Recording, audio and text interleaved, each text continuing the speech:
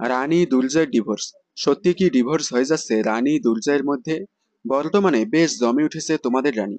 ধারাবাহিকের প্রত্যেকটা পর্বে কোনো না কোনো টুইস্ট থাকে, যার কারণে পরবর্তী এপিসোড দেখার জন্য খুব এক্সাইটেড কাজ করে।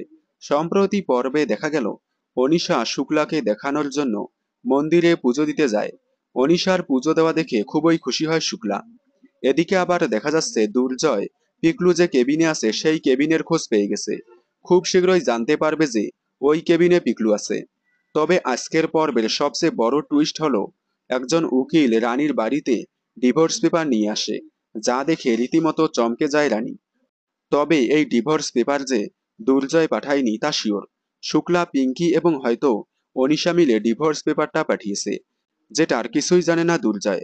তাই বলাই যেতে পারে ডিভোর্স হবে না রানী দুর্জয়ের মধ্যে।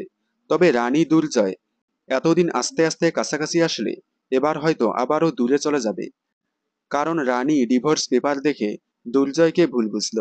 তবে দেখা যাক শেষ পর্যন্ত এই ঝড়ঝাপটা পেরিয়ে কিভাবে আবারও এক হয় রানী দুর্জয়। তাই দেখতে থাকুন তোমাদের রানী, সোম থেকে রবি ঠিক সন্ধ্যে ৬টায় স্টার জলসার পর্দায়। বিনোদন জগতের সকল আপডেট সবার আগে পেতে চ্যানেলটি সাবস্ক্রাইব করে পাশে থাকা বেল আইকনে ক্লিক করে রাখুন। ধন্যবাদ।